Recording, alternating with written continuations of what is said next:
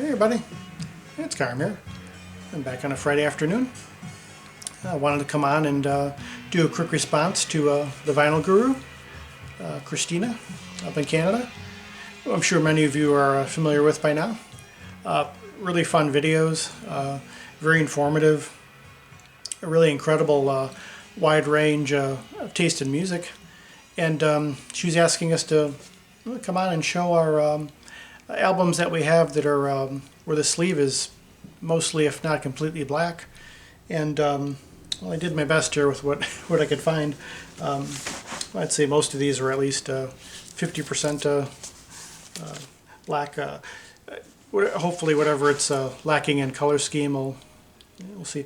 May make up for in musical and sonic interest. So we'll see. But I'll just start right in. Meredith Monk, Key. An early example of her on record.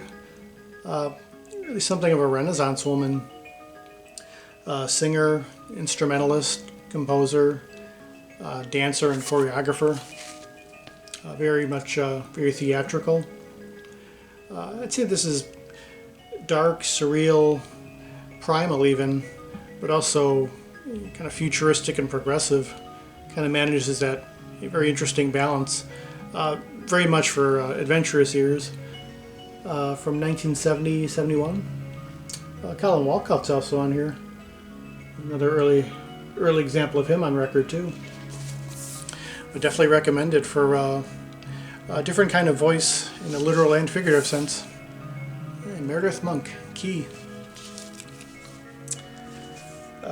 BBK Roche. This is a group that my brother Chris had turned me on to a few years back. In fact, he may have even given this to me outright. All-female band here.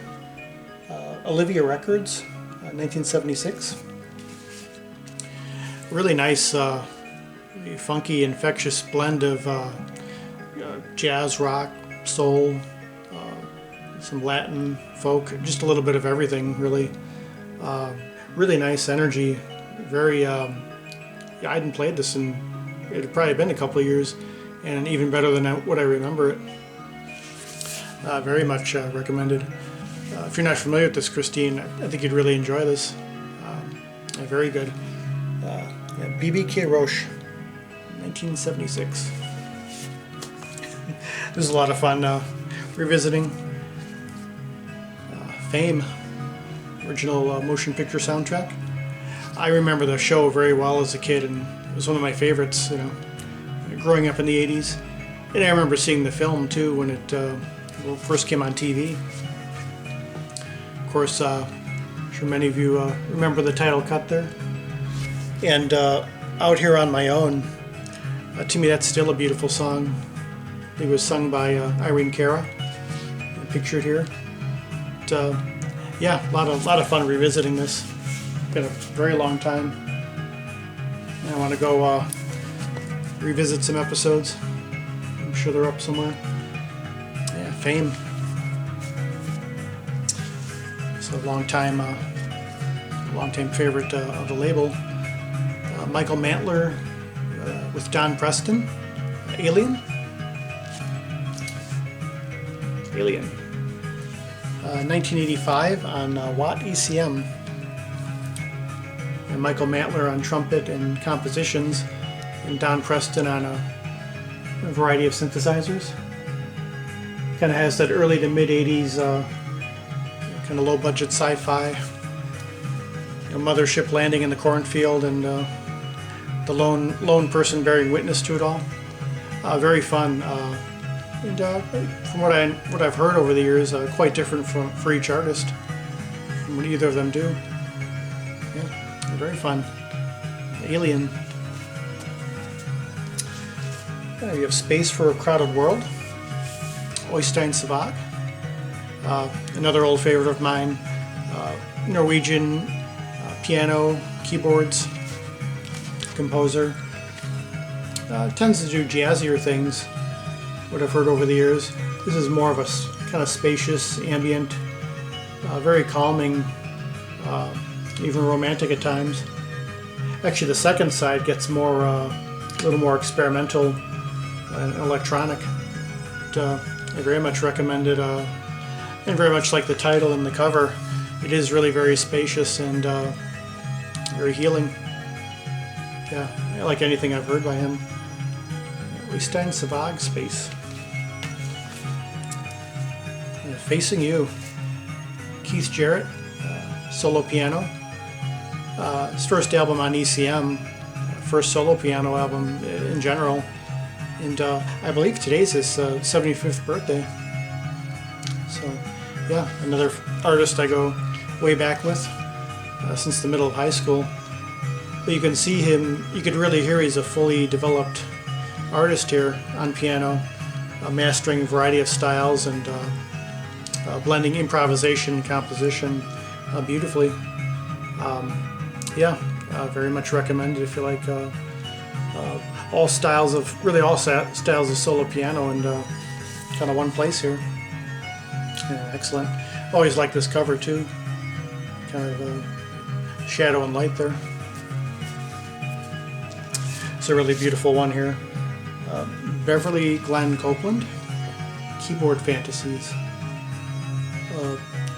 Solo vocals and keyboards.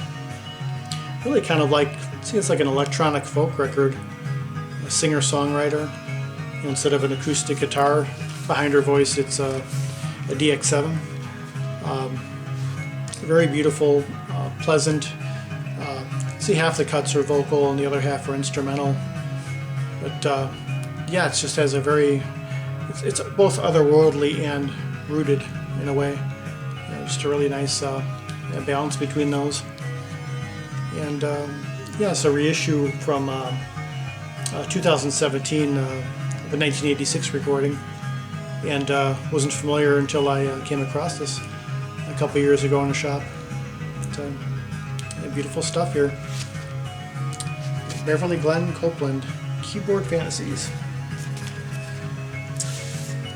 New Age Transmission, from a project from Suzanne Doucet and Christian Buhner from the early 80s. Originally came out on cassette. This is really music for, walking in the wilderness barefoot while stargazing. Just a perfect blend of organic and cosmic and spacey. Beautiful.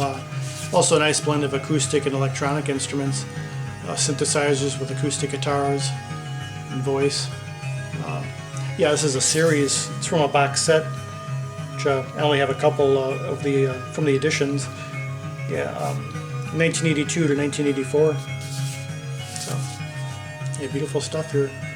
Yeah, it's basically Suzanne Doucet's project. A New Age Transmission. This next one's what's playing in the background. Steve Roach. Now, from 1982. It's a 2015 reissue. Another old favorite of mine from way back. Originally inspired by the Berlin School, but very much found his own style soon after. For fellow synth fans out there, it's a battery of instruments. And this is the second side that's playing right now.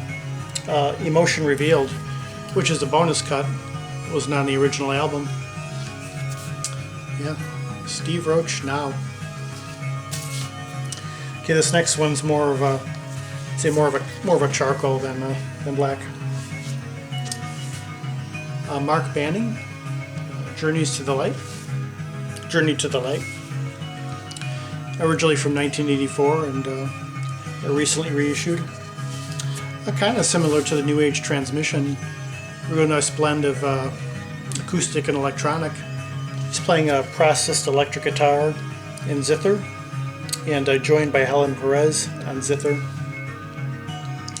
Yeah, this is really very ethereal, very dreamy and spacious. Very, very oceanic, like the cover. Really nice to immerse yourself in, and yeah, it's definitely what you would call a de-stressor. Just gorgeous stuff. And I'd only heard of him in the last couple of years. But, it's kind of a lost classic in a way. Yeah, Mark Banning, Journey to the Light. It's beautiful. I think yeah, one more here, and just a touch different than the previous one. The London concert. Derek Bailey and Evan Parker on the Incus label, 1975. Derek Bailey on electric guitar and Evan Parker on saxophones. A completely improvised duet from the time. Another one, definitely only for truly adventurous ears. Yeah, I wouldn't make the best background music. It's definitely something you gotta kind of meet halfway to really appreciate.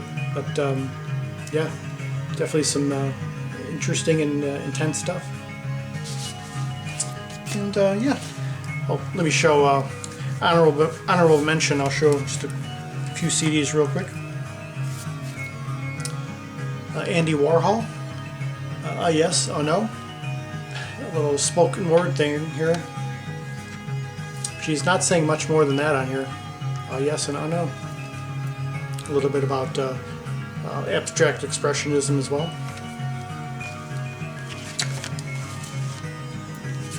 Oblique Quartet. If you know Old Pal Ronco, Ryan Anderson, My Lung Puppy, his group. Heavy, very heavy, intense avant rock. We definitely have that cold shower effect I was talking about in the morning music video. But yeah, real nice, heavy, intense stuff. If you're in the right frame of mind, it's excellent stuff. And finally here, John Fahey, the great Santa Barbara Oil Slick solo guitar concert from 1969. Steel string guitar on the Water label. Yeah, if you're a fan of his and you don't have this, definitely recommend it. Excellent stuff here. Even has in between songs banter and the whole bit. It's a great document. So yeah, I just want to do a real quick response here. I'm trying to take too long with these. And yeah, thanks Christine for issuing this challenge. Got me to listening to quite a few things here that might have taken me a little longer to get back around to, so appreciate that. And again, if you're not familiar with the Vinyl Gurus channel, by all means, check her videos out. So thank you all for watching, and as she herself would say, toodaloo. Until the next one, peace, love, and joy.